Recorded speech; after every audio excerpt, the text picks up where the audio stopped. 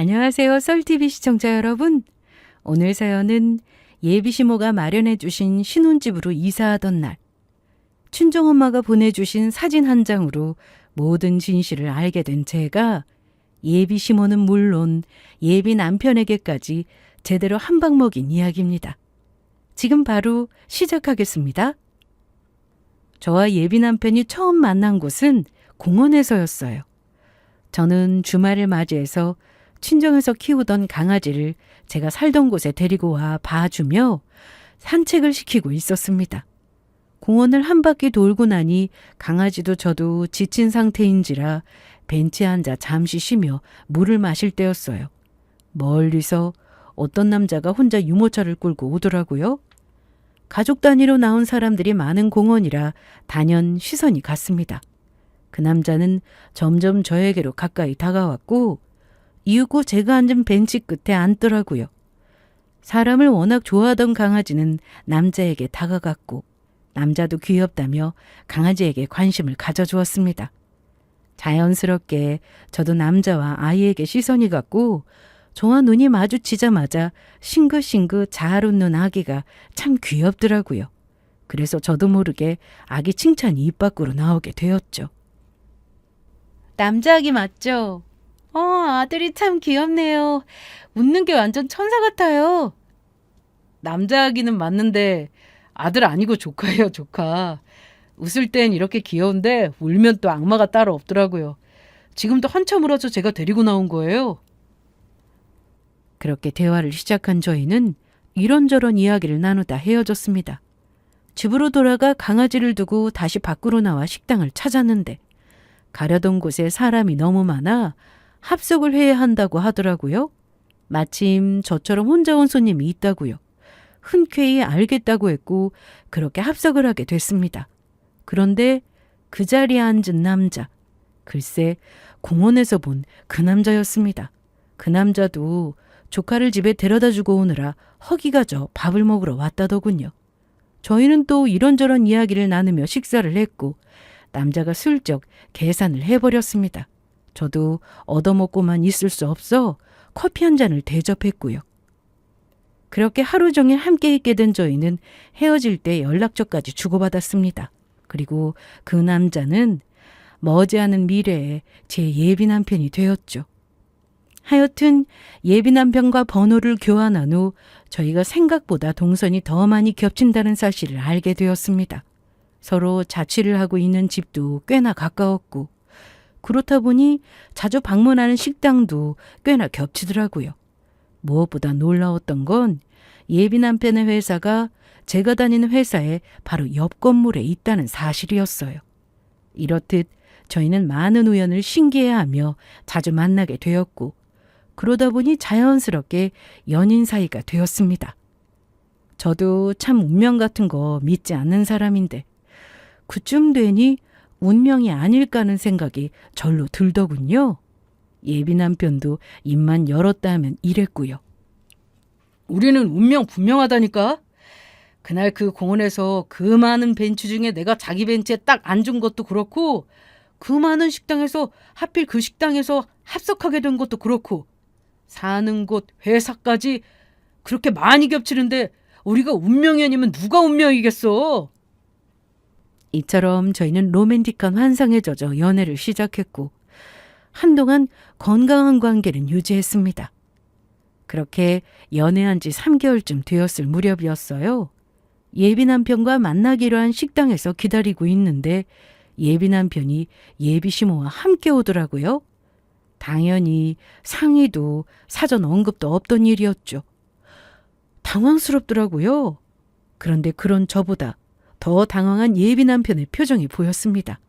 땀을 뻘뻘 흘리며 들어온다 싶더니 저와 눈이 마주치자마자 상황을 설명하기 시작하더군요.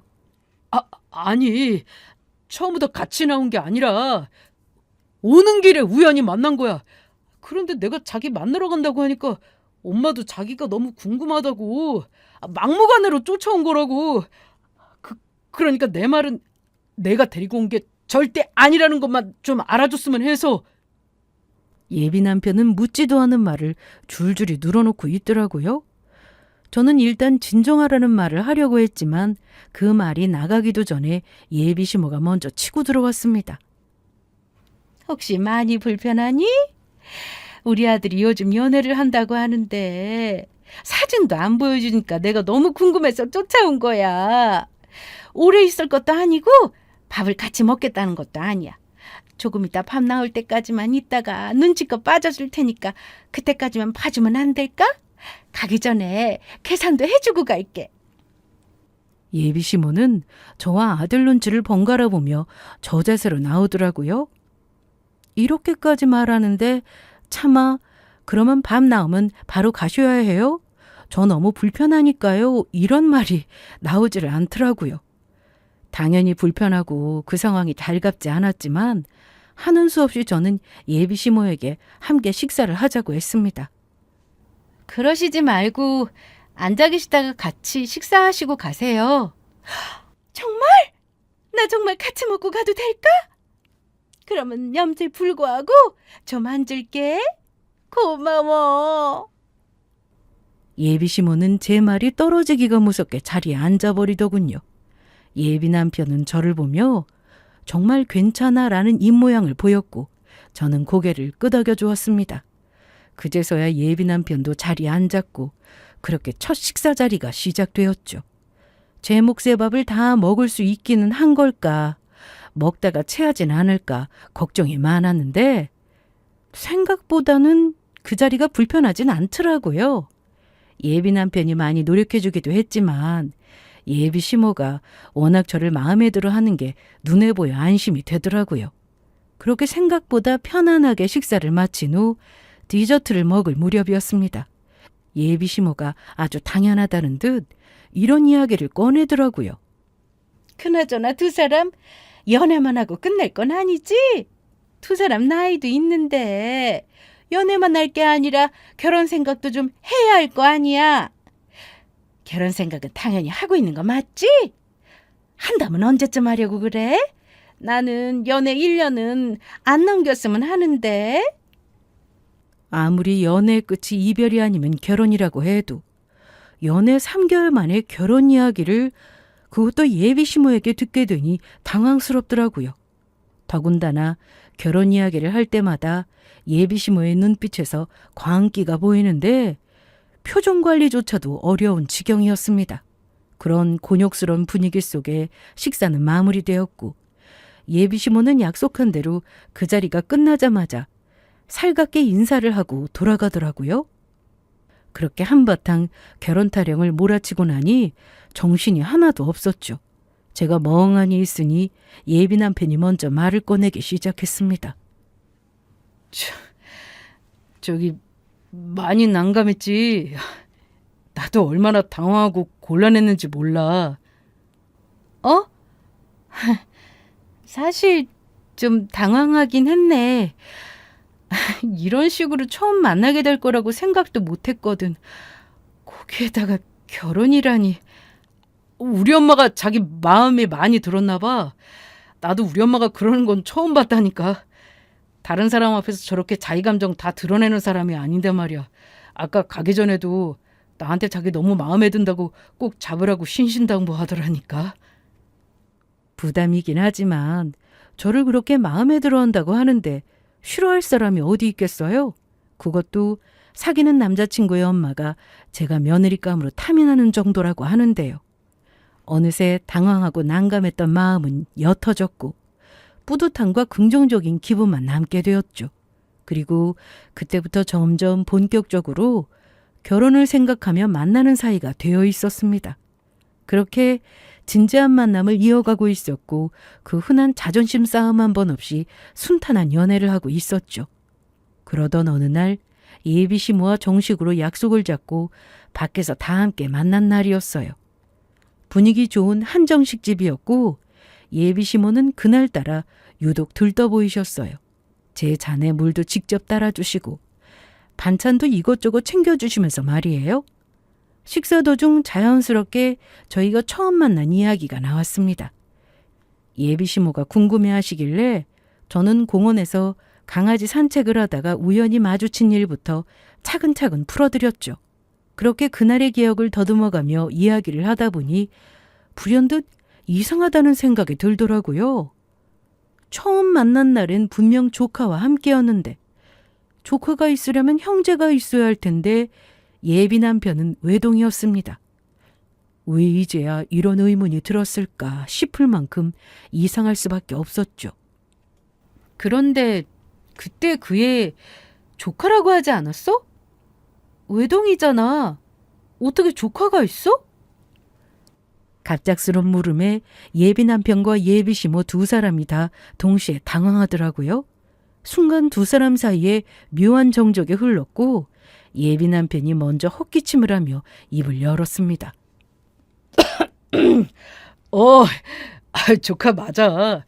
친조카가 아니라 사촌 동생이야. 우리 이모 딸인데 이모가 일찍 돌아가시는 바람에 우리 엄마가 딸처럼 키운 애거든. 근데 걔가 이혼까지 하고 혼자 애를 키우고 있어서 엄마가 자주 봐주고 있어. 그래. 나한테는 거의 친손주나 다름없는 애야. 오늘은 자기 엄마 쉬는 날이라 엄마한테 가 있어. 아, 그랬구나. 나는 갑자기 딱 생각이 나서. 어쨌든 다음에 또 데리고 와. 너무 귀엽더라. 저는 두 사람의 설명을 들으며 고개를 끄덕였지만 속으로는 살짝 갸우뚱했습니다. 아무리 죽은 동생의 딸이라고 해도 그 딸의 자식까지 돌봐주는 것도 그렇고 설명도 묻지 않은 것까지 한꺼번에 쏟아지는 느낌이었거든요. 그래. 다음에 꼭 같이 보자. 그나저나 너희는 만약 결혼하게 되면 애는 몇이나 낳을 거니? 딸이든 아들이든 두 사람 닮으면 너무 예쁠 것 같아. 예비 시모는 금세 화제를 돌리며 너스레를 떠셨고 분위기는 다시 부드러워졌습니다. 너무 줄줄이 이어지는 설명이 어떻게 보면 당연하기도 하지만 다른 시선으로 보면 수상하기도 한 상황이었어요. 하지만 그땐 그런 걸 깊이 생각하지 않았던 것 같습니다. 다들 저마다 말 못할 사정들이 있을 것이고 일찍 떠난 동생과 그 동생의 유일한 핏줄에게 닥친 슬픈 사연이려니 했으니까요. 더 캐무는 게 오히려 신뢰처럼 느껴지기도 했고요. 그렇게 의문도 잠시 접어두고 저는 예비 시모와 점점 더 가까워지며 연애 1주년을 향해 가고 있었습니다. 예비 시모는 정말이지 저에게 아주 살갑게 대해주더라고요. 한 번은 제 생일이라고 미리 알아두셨다가 예비 남편 몰래 따로 연락을 주셔서 백화점에서 함께 쇼핑을 한 적도 있었습니다. 우리 며느리감 생일인데 내가 가만히 있을 수 있나? 마음에 드는 거 있으면 편하게 골라봐. 엄마가 사주는 거니까 부담 갖지 말고. 저는 처음엔 손사래를 쳤지만 예비 시모는 굳이 제 손을 끌고 매장을 돌아다니며 이것저것 입혀보게 하셨어요. 결국 그날 코트 한 벌을 선물 받았는데 집에 와서 가격표를 보고 깜짝 놀랐던 기억이 나네요. 그뿐만이 아니었습니다. 명절이면 먼저 연락을 주셔서 따로 용돈을 챙겨주시기도 했고 제가 회사 일로 힘들다고 지나가던 말한 날엔 다음날 바로 보양식 재료를 한가득 보내주시기도 했어요. 너는 진짜 내 딸 같아. 아들 며느리가 아니라 그냥 딸 하나 더 생긴 기분이라니까? 그러니까 어려워하지 말고 뭐든 편하게 얘기해. 그런 말을 들을 때마다 저는 친정엄마와는 또 다른 든든함을 느꼈습니다. 시댁이라는 게 원래 어렵고 조심스러운 존재라고만 생각했는데 이렇게까지 살갑게 챙겨주시는 분을 만난 게 저는 정말 큰 행운이라고 생각했어요. 친구들에게 예비시모 자랑을 하고 다닐 정도였으니까요. 그렇게 예비시모에 대한 의심도 첫 만남 때 느꼈던 작은 의문도 자연스럽게 옅어져 갔습니다. 그리고 어느새 연애 1주년을 맞이하게 되었습니다. 늘 말하던 1주년이 다가오자 저도 슬슬 본격적으로 결혼이라는 단어를 떠올리게 되더군요. 예비시모가 저를 구박하는 것도 아니었고 말씀드린 대로 워낙 잘해주시기도 했고 예비 남편 역시 저라면 끔뻑 죽는 그런 사람이었으니 말입니다. 저도 그만큼 잘했고 너무나도 사랑했고요. 그래서 결혼을 한다면 이 남자, 이 가정과 해야 한다는 걸 머리로는 알면서도 이상하게 마음 한구석은 계속 망설여지더라고요. 이유를 콕 집어 말할 수는 없었지만 뭔가 시원하게 풀리지 않는 찜찜함 같은 게 마음 한편에 남아 있었던 것 같습니다. 그런데 그때쯤 되자 적금 만기 신청해 놓은 것도 아니고 또 결혼 이야기를 술술 꺼내더라고요. 저도 이번엔 예비 시모뿐만 아니라 예비 남편까지 작정하고 나서 결혼 이야기를 하더군요. 이제 우리 결혼하는 건 어때? 나 이제 자기 말고 여보라고 부르고 싶은데. 조금만 더 고민할 시간을 주면 안 될까? 나도 자기를 많이 사랑하고 결혼을 하게 된다면 자기랑 하고 싶긴 한데 아직 결혼이라는 것에 확신이 없어서 그래. 시기상조라고나 할까? 저는 조심스럽게 시간을 좀 더 달라고 했고 예비 남편은 그 자리에 알겠다며 조금 더 기다리겠다고 했습니다. 표정도 어둡지 않았고 말투도 괜찮아 안심했는데 그것이 끝이 아니라 시작이더라고요. 그 다음엔 예비 시모가 출동했으니까요. 우리 아들한테 이야기 들었는데 좀 더 기다려달라고 했다면서? 뭘 계속 기다리니? 내가 보기엔 너희처럼 잘 어울리는 커플도 없어. 연애하면서 그 하나 자존심 싸움 한번 하지도 않고 말이야. 그냥 결혼해.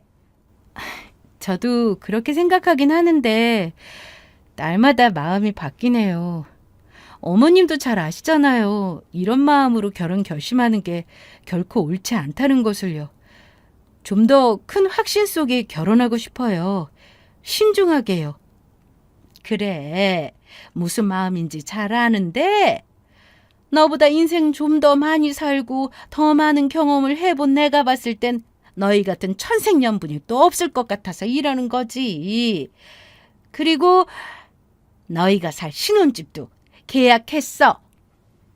예비 시모는 그렇게 말하며 휴대전화를 꺼내 사진 한 장을 보여주셨습니다. 회사 근처에는 한 아파트라는 설명을 하는데 저는 처음 보는 곳이었어요. 당황스럽더라고요. 저는 결혼하겠다는 결심도 하지 않았는데 덜컥 집부터 계약하다니요. 물론 저를 그만큼 예뻐하고 마음에 들어 하신다는 걸 생각하면 참 감사한 일이었죠. 하지만 감사한 것과는 별개로 그 모든 것이 압박과 부담으로 느껴질 수밖에 없었습니다. 여러 감정에 아무런 대답도 못하고 있으니 공인중개사로 빙의한 예비 시모가 이런저런 설명을 줄줄이 읊어대더라고요. 여기 너희들 회사랑 아주 가깝고 주변이 조용하더라. 연식에 비해선 관리도 아주 잘 돼 있고 말이야. 무엇보다 애 키우기에도 너무 좋아. 그리고 우리 집이랑도 가깝고 말이야. 나랑 가까워야 지금처럼 내가 너를 잘 챙겨줄 수 있을 거 아니야. 여러모로 딱 아니니? 일단 그 자리에선 너무 당황스러워 그 어떤 대답도 하지 못한 채 마무리하게 되었습니다. 제가 당황하는 기색을 보이자 예비 시모도 더는 압박하지 못하고 한 발 물러서더라고요. 저는 예비 시모와 헤어지자마자 곧바로 예비 남편을 만났습니다. 자기야, 나 자기 사랑해. 그리고 만약 결혼을 하게 된다면 자기 같은 사람이랑 어머님 같은 분이 계신 집안 가는 게 맞다는 생각도 들어. 그럼에도 내가 고민이 되고 망설여진다고 하면 자기도 어머님도 좀 기다려줄 수 있는 거 아니야?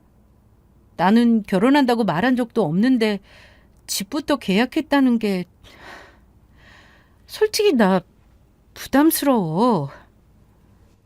저는 제 솔직한 심정을 전했어요. 지금은 숨기지 말고 모조리 다 알려야 한다고 생각했으니까요. 그러자 예비 남편의 표정이 순식간에 굳어지더라고요. 그래, 우리 엄마가 성급하게 굴었다는 거 인정해. 근데 자기야, 자기는 부담스럽다고 하는데 나는 솔직히 서운해. 나는 자기랑 결혼하면 행복할 거라는 확신이 있는데 자기는 왜 이렇게 망설이는 거야? 아니, 나는 좀 더 신중해지고 싶어서 그러는 거야. 언제까지 신중할 건데. 1년이나 지켜봤으면 충분한 거 아니야? 자기 혹시 고맙다, 고민된다 이런 말로 시간 끌다가 결국 나랑 헤어지려고 그러는 거야? 그런 거 아니잖아. 어차피 할 결혼 이렇게 간절할 때 하면 얼마나 좋아. 나는 하루라도 빨리 자기랑 부부가 되고 싶은데 자기는 망설이기만 하니까 내가 진짜 얼마나 서운한지 알기나 해? 예비 남편의 눈에는 슬픔과 서운함 그리고 원망까지 죄다 묻어나더군요. 거기다 눈물까지 흘리더라고요. 그 모습을 보는데 괜히 제가 미안해지면서 내가 무슨 짓을 하고 있나 싶더라고요. 동시에 살면서 이렇게까지 저를 사랑해주고 저와 결혼하지 못해 안달인 남자를 또 만날 수 있을까 하는 생각도 들었습니다. 미안해. 자기가 서운할 수 있다고, 불안할 수 있다고 생각해야 했는데 너무 내 생각만 했나 봐. 자기 말이 맞아. 우리 이제 결혼하자. 아니, 나랑 결혼해줘. 그 자리에서 예비 남편은 소리를 지르며 저를 꽉 안아주더라고요. 어찌나 우는지 제 한쪽 어깨가 그 눈물로 다 젖을 지경이었죠. 그렇게 예비 남편의 눈물과 함께 결혼 준비는 시작되었습니다. 모든 것이 빠르게 진행되었고 이왕 결심한 결혼 척척 결정되는 것에 불만은 없었어요. 그런데 생각지도 못한 곳에서 문제가 생기더라고요. 바로 집이었습니다.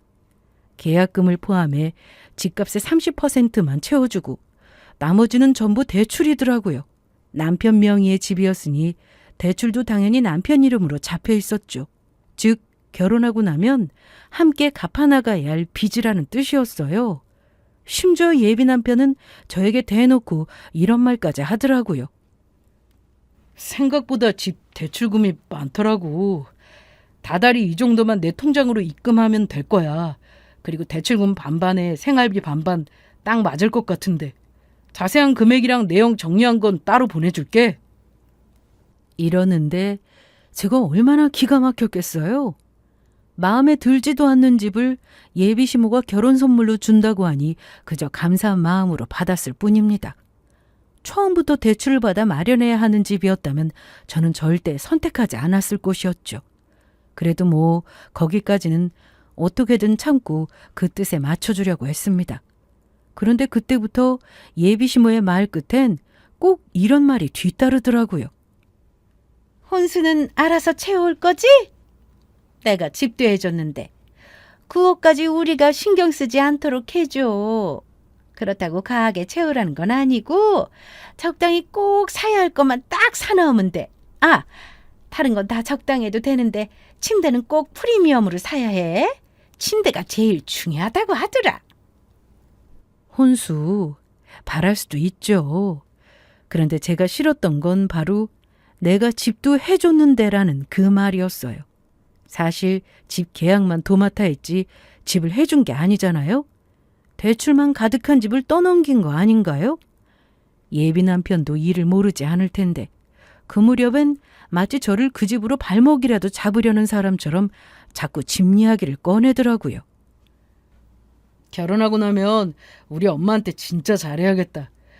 주변에 들어보니까 신혼집 때문에 결혼 준비하면서 많이 싸운다고들 하는데 우리는 엄마가 집 문제를 다 해결해 준 덕에 그런 걸로 싸울 일도 없잖아.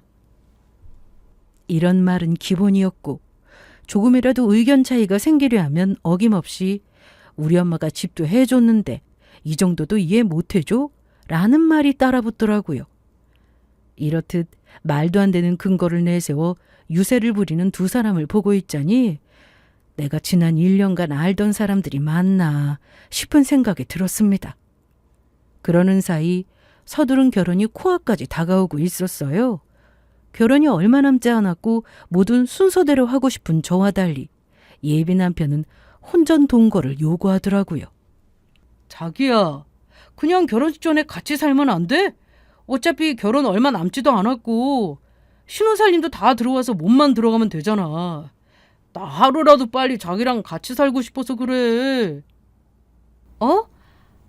나는 결혼식하고 차례대로 다 하고 싶은데 사실 지금 사는 집 정리가 덜 끝나기도 했고 결혼 전엔 부모님하고 시간도 더 보내고 싶기도 해서 말이야.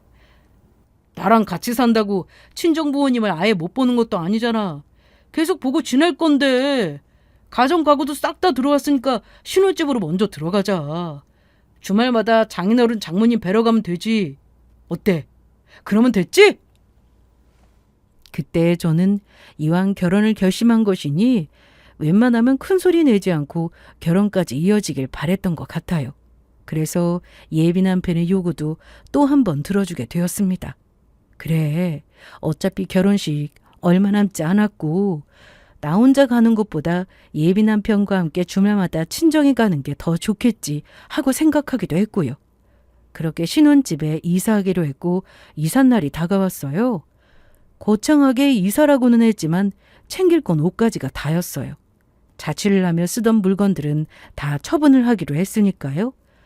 계절에 맞는 당장 입을 옷만 챙겨 신혼집에 먼저 도착했고 다시 한번 집을 둘러보며 결혼이 정말 얼마 남지 않았음을 실감할 무렵이었습니다. 엄마에게 연락이 와 숨 넘어갈 듯한 목소리로 이것저것 물어오기 시작하더군요. 너 지금 어디야? 신혼집 거기에 들어간 거야? 방금 들어와서 짐 풀기 전에 둘러보고 있었지. 왜 그래? 무슨 일 있어? 목소리가 왜 그렇게 다급해? 엄마의 목소리가 워낙 심각하고 다급하니 저도 덩달아 걱정이 되더라고요. 그런데 엄마는 제 말이 아예 들리지도 않는 사람처럼 이렇게 냅다 고함부터 질렀습니다. 지금 당장 그 집에서 나와. 지금 당장. 알겠지? 일단 전화 끊고 엄마가 보낸 문자도 좀 보고. 이렇게 소리친 엄마는 전화를 뚝 끊더라고요. 그리고 곧이어 엄마에게서 사진이 여러 장 왔습니다. 사진 속에는 예비 남편과 예비 남편의 조카 그리고 한 여자가 함께 있더라고요. 조카와 함께였으니 예비 남편과 예비 시모가 말하던 그 사촌 동생이 분명해 보였죠. 그래서 저는 엄마가 괜한 오해를 하고 이런 연락을 했구나 싶어 답장을 보냈습니다. 엄마, 이 사진에 있는 여자는 사촌 동생이고 얘는 그 사촌 동생 아들이야. 나도 본 적 있는 아기야. 답장을 보내자마자 엄마에게서 바로 답이 왔습니다. 그런데 문자가 아니라 음성 파일이었어요. 말로 설명할 시간 없으니까 일단 이거부터 들어봐. 엄마가 방금 녹음한 거야. 듣고 나면 무슨 말인지 알 거야. 엄마는 마침 카페에서 약속이 있어 들렀다가 그곳에서 예비 남편과 한 여자가 대화하는 걸 우연히 목격하신 거였습니다. 믿을 수 없는 대화 내용에 녹음부터 하신 거였고요. 어쨌든 저는 엄마가 시킨 대로 녹음 파일을 틀었고 그곳엔 예비 남편과 어떤 여자의 목소리가 가득 차 있더라고요. 그러니까 한동안은 애 보러 올 생각을 하지 마. 나 이제 재혼해. 오늘부터 살림 합치기로 했고 다 된 재혼에 괜히 콧바들이 생각하지 말란 말이야. 재혼을 한다고? 그런데 왜 애 보러 오지 말라는 거야? 설마 아니지? 너 돌싱남인 거, 우리 아들 있는 거 숨기고 결혼하는 거 아니지? 당연히 말 안 했지. 돌싱에 애까지 있는 남자한테 처녀가 시집 오겠어? 일단 결혼부터 하고 다 말할 거야. 아, 그래도 엄마가 봐주고 있는 애가 있다는 건 알아. 내가 조카라고 했거든. 그러니까 괜히 얼쩡거리다가 들키지 말고 한동안은 조용히 살아. 도대체 언제까지 오지 말라는 건데? 조만간 다 말할 거니까 조금만 기다려. 결혼식 전에 살림부터 합치기로 했으니까. 임신부터 딱 시키고 나면 다 말할 거야. 임신도 했고 빼도 박도 못할 상황에서 얘기해야 할 거 아니야. 네, 그렇습니다. 애초에 예비 남편에게 조카 같은 건 없었습니다. 첫 만남에 보았던 그 아이는 사실 예비 남편의 친아들이었고 예비 시모가 친딸처럼 여긴다던 그 사촌 동생은 다름 아닌 전 부인이었던 것입니다. 즉 예비 남편은 저에게 이혼한 사실은 물론 아이가 있다는 사실까지 모조리 숨긴 채 결혼을 진행하고 있었던 거였죠. 그렇게 일단 결혼부터 시킨 뒤 저를 서둘러 임신시켜 발목을 잡고 그 후에야 친아들의 존재를 밝히려 했던 것입니다. 아이까지 생기고 나면 제가 차마 이혼을 결심하지 못할 거라고 계산한 것이었어요. 완벽한 사기 결혼이었죠. 녹음 속에서도 전 부인도 화들짝 놀라며 사기라고 따지고 있었습니다. 하지만 예비 남편은 자신이 저지르는 일이 얼마나 심각한 죄인지 전혀 모르는 사람처럼 굴더라고요. 너, 그거 사기야. 그러다 들키면 사기죄 된다고. 도대체 어쩌려고 이러는 거야? 너만 입 다물면 누가 어떻게 알아? 우리가 정식으로 결혼해서 혼인신고하고 애가 생긴 것도 아니잖아. 그냥 살다 보니까 애 생겨서 혼인신고한 거지. 어쨌든 너만 아니면 절대 들킬 일 없으니까 너는 내가 시키는 대로 조용히나 있어. 아, 우리 아들은 내가 키울 거니까 뺏어가려는 그딴 허튼 생각은 하지도 말고. 이렇게까지 숨겨가면서 결혼할 거면 차라리 그냥 내가 키우게 놔두지 그랬어? 뭐? 너 미쳤어? 내 핏줄을 왜 네가 키워? 그리고 이게 다 우리 아들 내 품에서 키우려고 이 고생을 하는 거야. 알아? 우리 엄마가 그 여자 신혼집까지 서둘러 계약해가면서 붙잡은 사람이야. 무조건 그 여자랑 결혼해서 우리 아들도 그 여자랑 사이에서 태어날 애도 다 같이 잘 키울 거니까 너는 우리 아들 탐낼 생각하지 마. 너 또 아들 내놔라 하면서 난리 피우면 그땐 우리 엄마가 가만 안 둔다. 예전처럼. 들어보니 예비 시모가 전 부인을 죽도록 괴롭혀 이혼까지 하게 만든 상황이더라고요.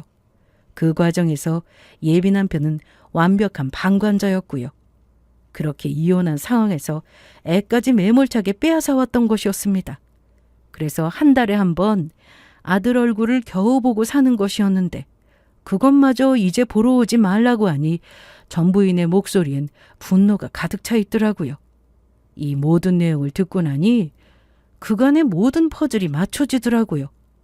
고작 연애한 지 3개월밖에 안 됐을 때 무조건 결혼하라며 우기던 예비 시모의 모습과 결혼 이야기만 나오면 눈빛에 비치던 그 묘한 광기, 그리고 계속 고민하던 저에게 집 계약서까지 들이밀며 밀어붙이던 것까지 전부 다 손주를 키워줄 며느리감을 한시라도 빨리 붙잡아두려는 계획이었던 겁니다. 저는 처음부터 하나의 새엄마가 되어줄 사람으로 점찍혀 있었던 거예요. 예비 남편 입장에서는 기대도 하지 않았던 처녀가 제 발로 굴러들어온 셈이었고요. 모든 사실을 알고 난 후 그 자리에 서서 분노를 분출할 여유조차 없었습니다. 우선 그 집에서 벗어나는 게 먼저였으니까요. 저는 일단 마음을 추스르고 짐을 챙겨 집에서 나와 곧장 친정으로 향했습니다. 친정에 도착하자 그제야 다리에 힘이 풀리며 그 자리에 주저앉을 뻔했습니다. 그동안 참아왔던 모든 감정이 한꺼번에 터져나오는 것 같았어요. 억울함, 배신감, 그리고 스스로에 대한 분노까지. 어떻게 1년 동안이나 그 사람들의 진짜 모습을 눈치채지 못했을까 싶어 저 자신이 한심하게 느껴지기도 했습니다. 더불어 엄마가 그날 그 모습을 보지 못했다면 저는 어느 지옥에 살게 되었을까 상상하니 정말 너무나도 끔찍하기까지 하더라고요. 하지만 언제까지나 절망감에 주저앉아 있을 수는 없었어요. 눈물을 깨끗하게 닦아낸 저는 휴대전화를 꺼내 엄마에게 받은 사진과 녹음 파일 모두 예비 남편에게 보내버렸어요. 그리곤 파혼하자는 문자를 보내고 전화를 꺼버렸습니다. 그렇게 폭풍 같은 하루가 지나갔어요. 하루쯤은 회사를 쉬어야 하나 생각하기도 했지만 중요하게 처리해야 할 일이 있어 결국 출근을 하게 되었습니다. 그렇게 파혼의 충격을 뒤로 한 채 바쁜 일을 처리하고 퇴근하는데 회사 앞에 전 예비 남편이 저를 기다리고 있더라고요.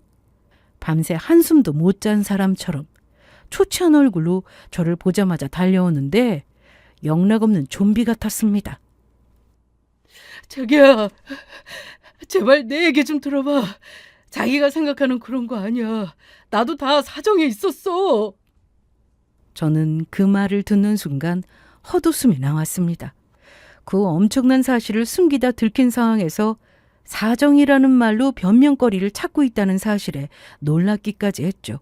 저는 콧방귀를 끼며 전 예비 남편의 변명을 차단해버렸습니다. 무슨 이야기를 더 들으라는 거야? 내가 너한테 보낸 녹음 파일 나도 다 듣고 너한테 보낸 거야. 거기에 네가 결혼했었다는 것, 이혼했었다는 것, 심지어 애까지 있고 그 애를 나한테 조카라고 속인 사실까지 다 있는데 사정은 무슨 사정이 있다는 거야? 그건 자기한테 말하려고 했어. 결혼하고 나면 천천히 자기가 받아들일 수 있을 때 말하려고 했던 거라고.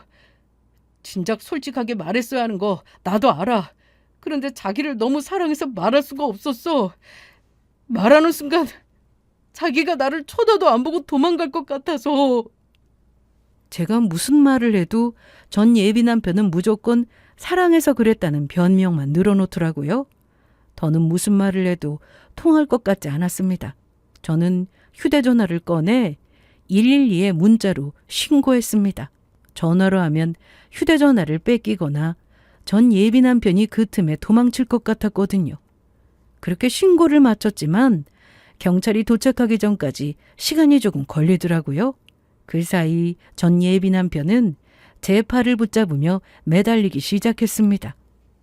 자기야, 이왕 이렇게 다 준비된 거잖아. 결혼식도 다 잡혀있고 신혼집도 못 만들어가면 끝인데 한 번만, 딱 한 번만 나 용서해주면 안 될까? 용서해주면 내가 진짜 잘할게. 우리 아들도 나중에 크면 자기 엄마처럼 키워준 거 알면 분명 고마워할 거야. 그러니까 제발. 제발은 무슨 제발이야. 나야말로 이렇게 빌게. 그냥 나 좀 놔줘. 파혼하자고 하잖아. 나는 네가 이혼남이고 애가 있다는 사실이 싫은 게 아니야. 지난 1년 동안 그 모든 사실을 감쪽같이 숨겨왔다는 게 소름 끼치고 무서운 거야. 네가 나라면 그런 사람이랑 살고 싶겠어? 애까지 키우면서? 난 못해. 그러니까 그만 좀 해. 저는 거칠게 팔을 뿌리쳤습니다. 그러자 그 순간 전 예비 남편의 눈빛이 싹 바뀌더라고요. 방금 전까지 애원하던 표정은 온데간데 없이 마치 처음 보는 사람처럼 차갑고 사나운 눈빛이었습니다. 막 무슨 말을 더 쏟아내려는 찰나 기막힌 타이밍에 경찰분들이 현장에 오시더라고요. 경찰분들의 등장에 전 예비 남편의 얼굴엔 당황한 기색이 역력했습니다. 경찰분과 저를 번갈아 보던 전 예비 남편은 정말 너무나도 무섭게 또 표정이 바뀌어 저에게 간절하게 매달리더라고요. 자기야, 내가 다 잘못했다니까. 제발 마음 좀 바꿔줘. 아, 이번엔 또 불쌍한 척 매달리는 거야? 진짜 소름 끼친다. 얼굴이 몇 개야? 야, 나 너 지금 여기서 난동 피워서 신고한 거 아니야. 나 너 사기죄로 신고한 거야. 혼인빙자 사기 결혼으로 말이야. 전 예비 남편은 그제야 사태의 심각성을 깨달았는지 얼굴이 새파랗게 질리더라고요. 경찰분들은 차분히 상황을 정리하셨고 주변에 있던 구경꾼들은 저마다 다 수군거리기 시작하더군요. 그렇게 전 예비 남편이 사기죄로 경찰에 끌려가는 모습에 전 예비 남편 회사 사람들도 다 실시간으로 지켜보게 되었습니다. 회사도 바로 옆이었고 퇴근 시간에 그 짓거리를 벌였으니 소문은 빠르게 퍼져나갔다고 하더군요. 그 후로 일은 빠르게 진행되었습니다. 저는 그동안 받은 사진과 녹음 파일 그리고 결혼 준비를 하며 주고받은 메시지들까지 전부 증거로 제출했고 전 예비 남편은 사기 혐의로 경찰 조사를 받게 되었죠. 형사처벌까지는 이어지지 않았지만 그 과정 자체가 전 예비 남편에겐 이미 충분한 대가였어요. 그리고 남은 것은 민사소송의 결과였습니다. 결혼을 준비하며 쓴 비용은 물론이고 위자료까지 전부 받아내며 모조리 완전히 파혼할 수 있었죠. 그렇게 저희가 완전히 파혼하고 난 후 전 남편은 사회적 몰락까지 덤으로 받았더라고요. 회사 내에서는 이미 손가락질을 너무 많이 받아 얼굴을 들고 다닐 수는 없는 상황이었고요. 결국 사기죄 전과까지 남게 되면서 버티지 못하고 스스로 회사를 그만두었다고 들었습니다. 그렇게 모든 것이 무너지고 나니 언제나 늘 그러했듯 끝판대장 전 예비시모가 저를 찾아왔습니다.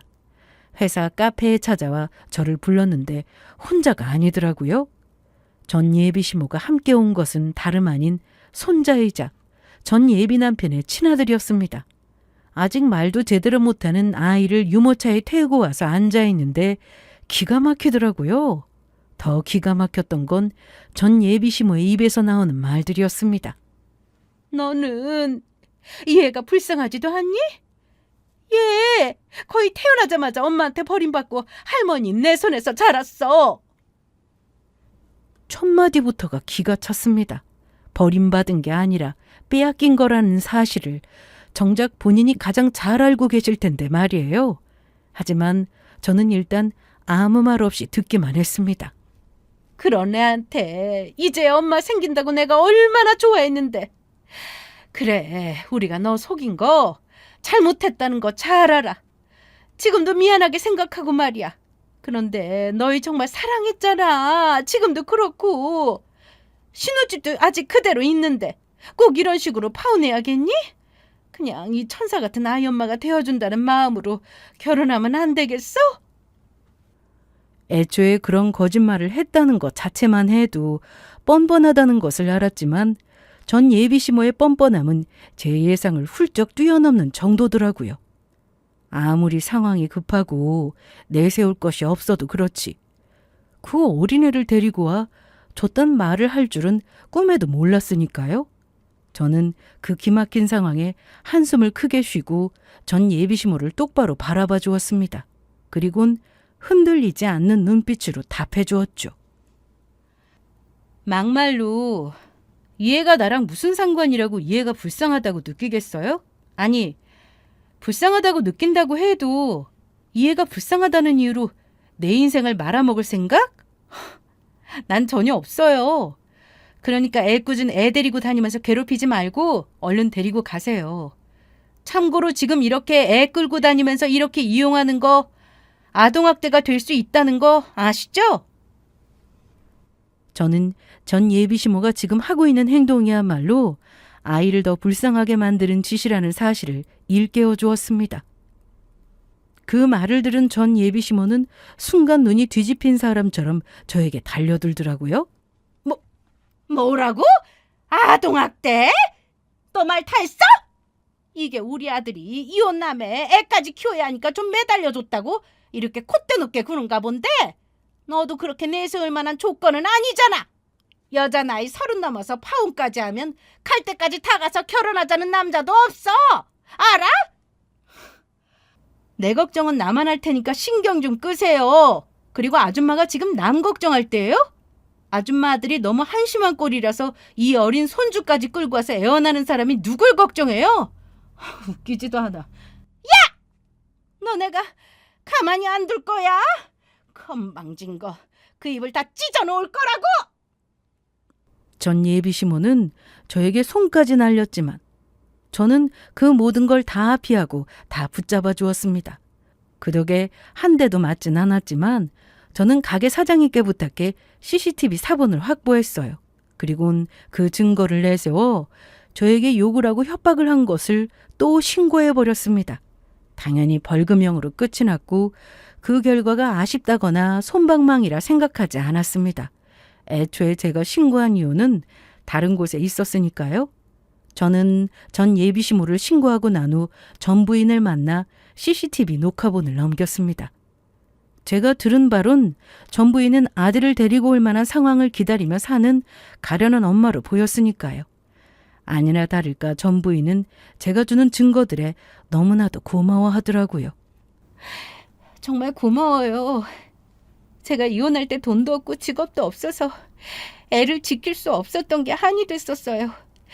지금은 취업도 했고 제가 맡은 일은 완벽하게 다 배워서 언제든 재택으로 전환도 가능해요. 그래서 아들을 데리고 올 수 있는 상황인데 한번 결정된 양육권을 다시 바꾸는 게 쉽지 않다고 하더라고요. 그런데 이런 증거들이면 우리 아들 다시 데려올 수 있을 거예요. 정말 감사합니다. 그 후 전 부인은 변호사를 선임해 친권자 및 양육자 변경 심판을 청구했습니다. 제가 건넨 CCTV 녹화본은 아이가 협박의 도구로 이용됐다는 결정적인 증거가 되었고 아이의 아빠가 사기 결혼을 시도하다가 고소까지 당했다는 사실까지 더해지면서 결국 전 부인이 승소해 아들을 되찾아올 수 있었죠. 사기를 치다가 그토록 힘들게 붙잡아두려 했던 아들까지 잃고 인생마저 나락으로 떨어지고 나니 참으로 그들에게 딱 어울리는 결말이라는 생각이 들었습니다. 무엇보다 그 천사 같은 아이가 제 엄마 품으로 돌아갔다는 것. 그게 저는 가장 잘된 일이라고 생각했네요. 스스로 몰락의 길을 걷는 두 사람을 보며 자기 발등 자기가 찢고 자기 인생 스스로 말아먹은 인간들의 말로가 저런 것이구나 싶었습니다.